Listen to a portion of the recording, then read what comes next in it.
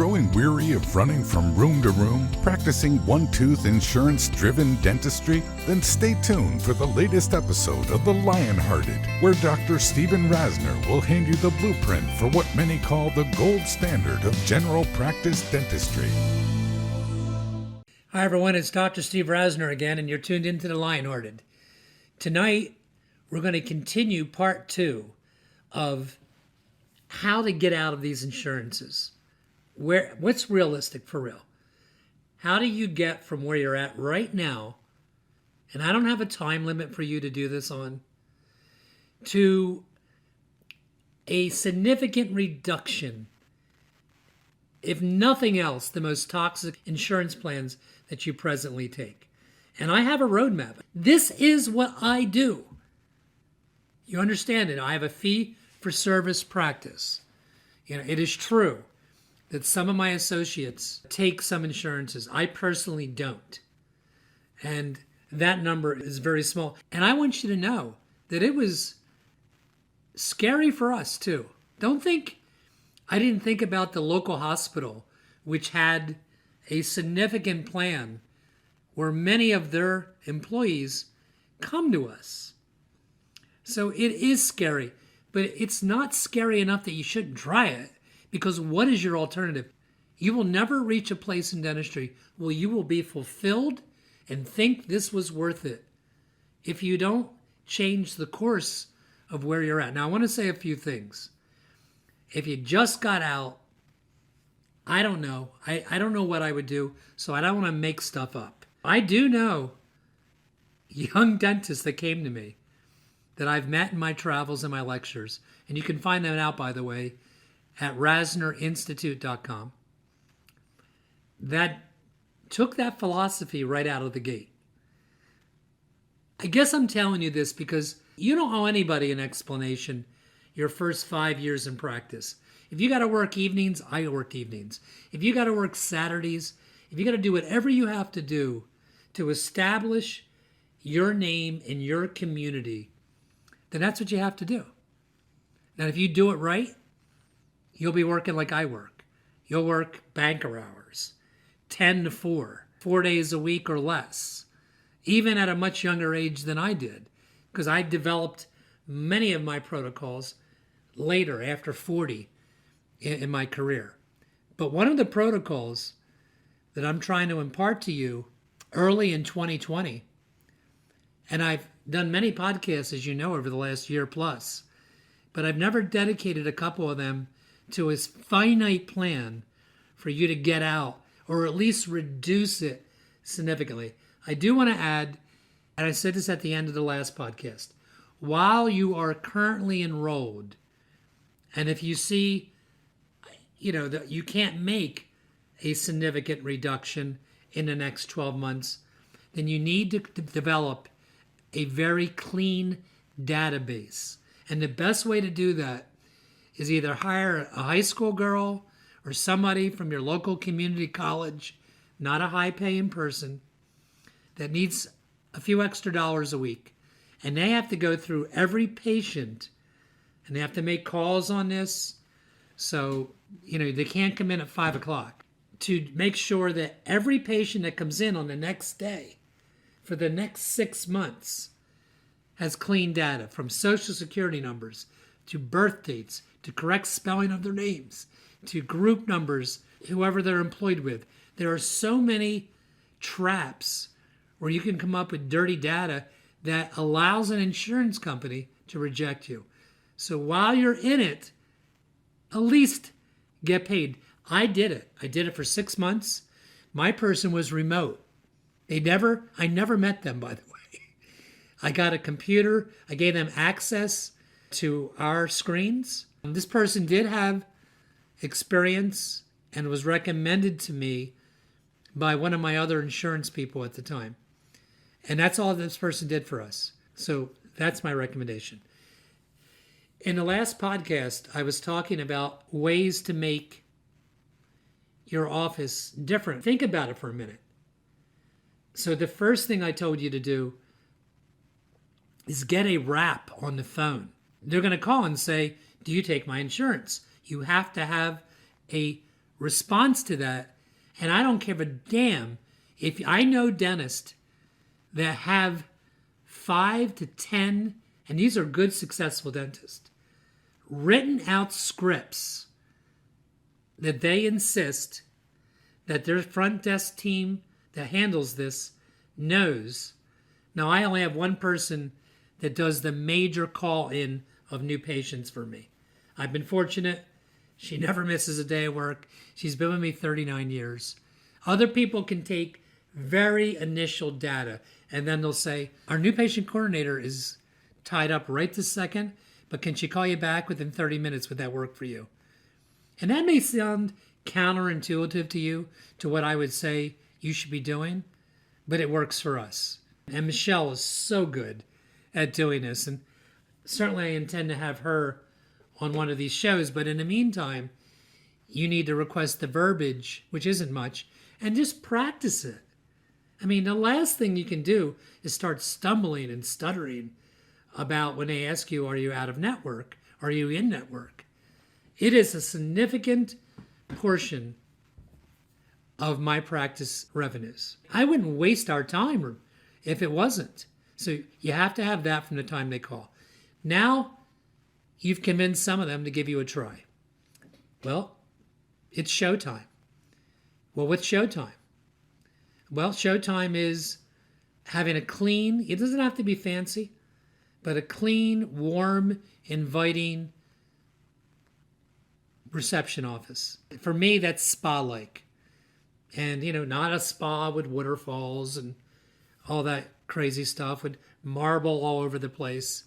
That wouldn't work in my region of the country. I guess if you're in Beverly Hills or Manhattan, it's a different story. But most of us aren't.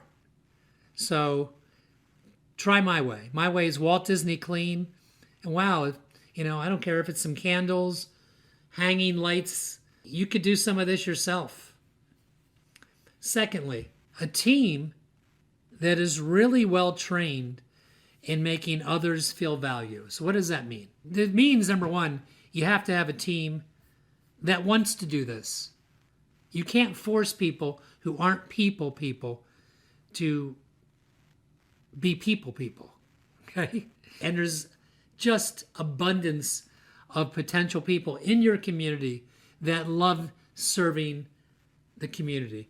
They love making them feel special. And that's knowing their names, knowing important things about their life. Hey, how was the vacation? I don't know those things. Did your daughter have the baby? How's your arm from, they could be in a full body cast. And if any of my patients are watching this, you'll have to forgive me. They could be in a full body cast that I might not remember if I saw them a week later. My brain's got about all it can take at 65. But my team's great at it. I mean, they're exchanging books that they read or recommending restaurants or concerts. It is different. I am sure somewhere there is corporate dentistry that's trying to emulate what I'm getting you to do. But that's not my model. That's not my blueprint. So we're on an island a little different right here. And I would stop making those cutesy Facebook vignettes you guys do, where you see who can hold a knee squat against the wall the longest. Yeah, they're cute, and a lot of you do funny things. I think that wears off really quickly. I would focus on training my team. And in the last podcast, I told you I would meet every 2 weeks. We did it for a year or more. And trust me, those 2 weeks come around real quick. And, you got to be prepared for them. You don't just walk in. And, we had a written agenda that everybody knew about right from the get-go. So I would train my team. I would Google it. I would research it. It's looking people in the eye. It's common sense behavior. It's the behavior you get when you go to a Ritz-Carlton or Four Seasons hotel. It really is. You check out quick. You check in quick. You genuinely believe that they're excited that you chose them for their business. And they're going to make you remember them. I mean, do you even think about that stuff? Well, you should. Especially if you're going to do what I'm telling you. Or don't do it. Just take your 40% off the fees that the insurance companies are giving you versus what they gave us 25 years ago. No. If you're listening to me, that's not what we're doing. Follow-up calls. I mean, do you do those? We have a whole system. If we do a surgery, I don't do all the follow-up calls. And there was a time in my career where I absolutely did do them. And I would tell you, if your practice is not gigantic and you have the time, that is a slam dunk. I would encourage you to do that. I don't do that anymore. But I have tremendous team members that absolutely understand this part of running a special organization. So we follow that up. We follow up inserts of major cases. What's a major case? A partial denture, a denture, an implant retained prostheses. What's a follow-up regular call? An extraction, a root canal, maybe the insert of a 3-unit bridge. That's what we do. We used to do exit interviews. They can be painful, and they should be very brief. You should Google how to do them. And I'm not telling you that's even the most essential part of being palpable. But, walking the patient up to the front desk when they're under procedure. I love that. Reviewing with a spouse or significant other what was done today. Now, you got to remember, a lot of my patients, which I advocated you to do last podcast, I said the very first, most distinguishing skill set that you should develop is getting your oral sedation permit. And it's 60 hours in most states, and it's doable in a matter of a few months. And then you renew it every 2 years. Again, even if you don't choose yet to do surgical procedures, I would tell you, I would offer sedation as a no-cost service in your office. And in a matter of 6 months to a year, if you market it correctly, you'll do it correctly, because the system I have for you, the cocktail I recommend, just works. Flat out works. 95% of the time. Meaning you get done what you wanted to get done. There is no untoward side effects. It's a home run. It's a home run. You want to get out? This is how you get out. You meet and you plan. You get rid of the toxic insurances, the worst ones. You develop strategies that you can feel in the office that make you different. I get something on my desk weekly. I used to do it every day. That has nothing to do with anything else but relationship building. I'm not kidding. I'll have a card on my desk to send to somebody. I would never remember this stuff. You got to have somebody, hopefully you have your own Michelle in your office that is committed, like several of my staff team members, to wanting to make this thing work that we're doing, that you and I are talking about right now. It's not happening without them. You hear me getting intense because it's so doable. I've been doing it. I did it today for 39 years. And by the way, I'm a little tired because this is my second podcast tonight, and I worked all day. And I didn't even have a hard day, but I'm at the end of my rope, at the end of my whatever. I wouldn't even edit that, Beth. Sounds pretty good. Okay. Another thing, and you would think what I'm about to say has nothing to do with a successful fee-for-service practice, but I think it does. Having a slam dunk, gold medal, new patient case presentation skills. And let me define that a little bit for you, because as you know, in a myriad of previous podcasts, I beat to death the importance of case acceptance. So the reason I think this is relevant is because maybe you will get fewer overall patients by going out of network with these insurance companies. So what's so bad about that if the ones that come to you have more comprehensive treatment plans and like those plans? So just remember one thing. I forgot one point before I get into case presentation. And that is, if there's two words that you should remember that should resonate in the practice it's trying to get away from. And don't beat yourself up because it may take you 5 years. That's okay, as long as you have a plan. Just don't go through your career and accept this. But the two words are trust and confidence from the patient towards you. That even if they don't accept your treatment plans, the way you presented them, they trust you. They never thought you were trying to get in their pocketbook. They genuinely believe that you believe in this approach. And the second one's confidence. And confidence comes from your work working. Now, you don't have to be a world-class dentist like Lincoln Harris or others I see on social media. You can be amazing without doing every skill set has ever been involved in the last 25 years. You don't have to do connective tissue grafts or free gingival grafts or build horizontal and vertical augmentations.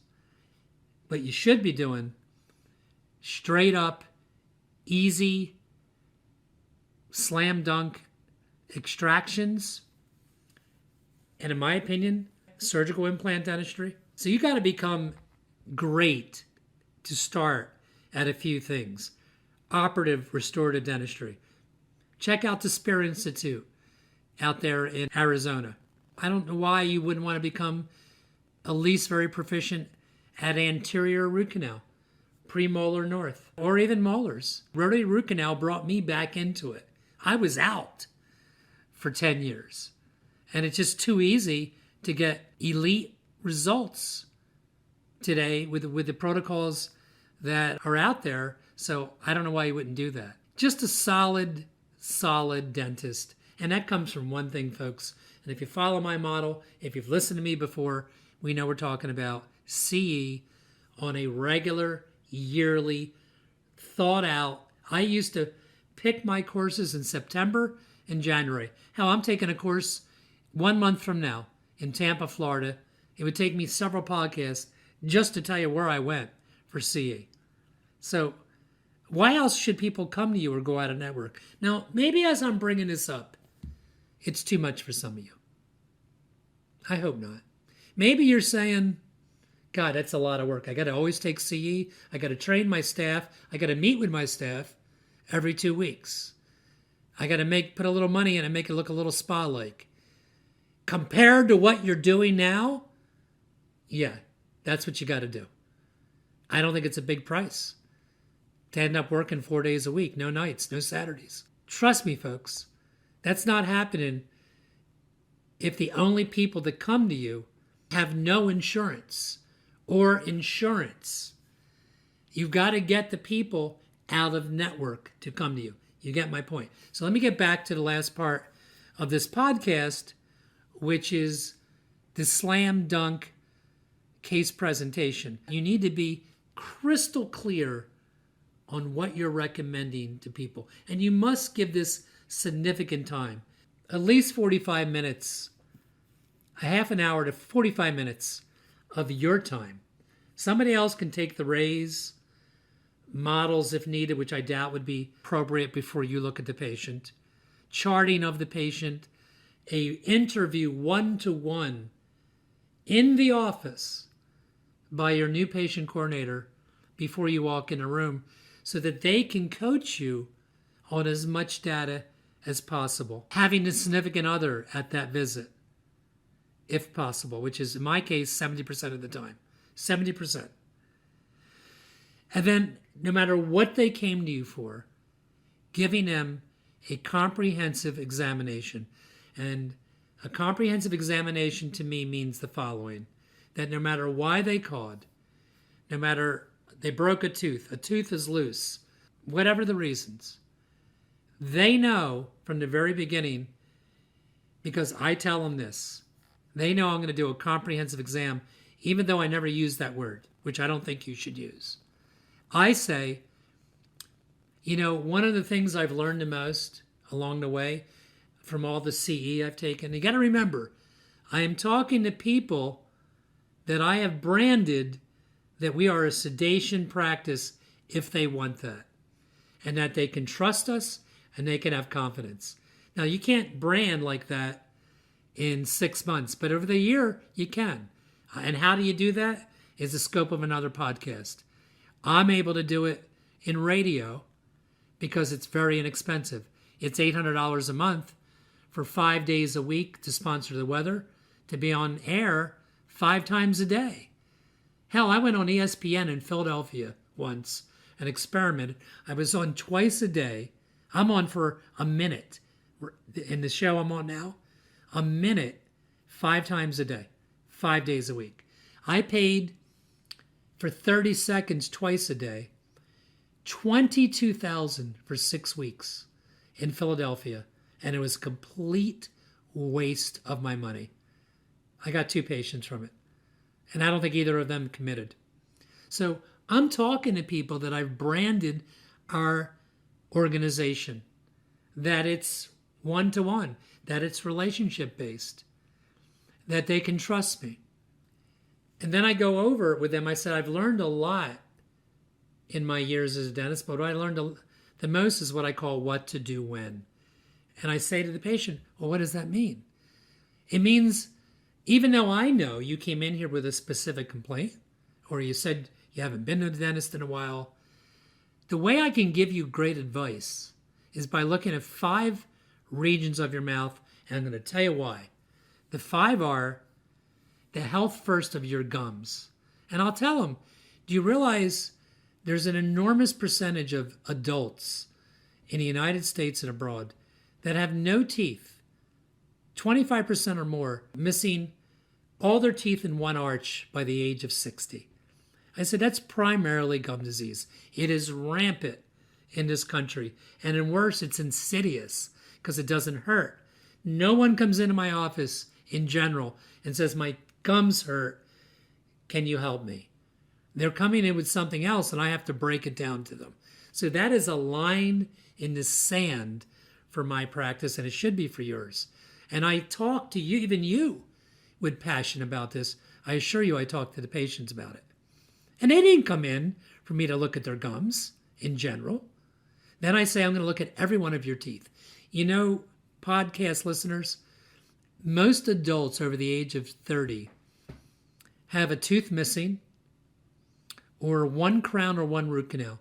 I don't know what the exact percentage is, but it's extraordinary. And I say that to you because when I look at their x-rays, which are done, I say, the reason I'm going to look at all your teeth is I notice that you got a missing tooth on the lower right, and you've had 2 crowns already and 1 root canal. What if the dentist got to those way long time before, and they were just fillings to do? You would have saved a lot of money and a lot of time. It's a no-brainer. You want me to look at all your teeth, and if I think something's coming down the line that you don't know about, I'm going to recommend it. And by the way, that doesn't mean I change your silver fillings to white automatically. I say stuff like that to people, but number 1, because it's true, and number 2, because it makes me a real guy to them. They feel me already. 3, I say I'm going to look at your missing teeth. Now, I'm telling you guys, sometimes I know that's a big issue, but very often it's not. So I say to them, and we'll decide together, and I'll decide for you. I'll coach you whether I think that's an issue or not, because it's not in some patients' mouths. I said, then I'll look at the way you bite, and I might be talking to a bruxer, so I know that's going to be a long conversation. And I say, and lastly, I'll look at your aesthetics, your smile. Now, sometimes I know that's why they came to me, but this all leads up to you basically telling them you're going to do a comprehensive exam, and then I do it. Now, the hardest skill for you to master is learning what to recommend when. And I try to advise you to make the most minimal treatment plan that is responsible on the first visit. And I do give them treatment plans on the first visit if I can, and I can in 80% of the time. I do that out of respect to their time. I do it because I can do it. And that's several podcasts, or what are those subliminal messages I'm looking for to know what I can recommend And when I don't recommend, I'll give you an example. If they're only missing number 30 and it's been missing for years, it's collapsed, 31's drifted in, it looks like there's no buccal bone, don't recommend a graft and an implant to that patient if that's the only thing they need. You can bring it up gently, but the worst thing you could do is be aggressive in that situation. And then lastly, and I'll leave you with this, I learned by my mistakes that it is absolute best that you are crystal clear with the finances. Because today's day and world, you need absolutely to give them options, which would be more than one company, to let them take out-of-pocket expenses from a company like Green Sky, Care Credit, or Lending Club. And I will tell you that you should have more than one of those in your back pocket, because you will find that you can get declined by one of them and approved by the other. Just happened to me the other day. But I'm telling you, works. And you can get very giddy all of a sudden if you start getting expensive treatment plans approved or accepted because you're doing it the way I told you to. And it's easy to not want to beat to death the terms, but you must be proactive about it and honest and earnest about it. Hey, let me just make sure that you understand what this is. It's going to be $79 a month, and that's for 60 months. It's 5 years. The worst thing you want is for them to come back and tell you that you quick talked them and they didn't understand the money. If you do it correctly, and if you want more help with this, write to me and I'll put you in touch with Michelle, who's a master at it.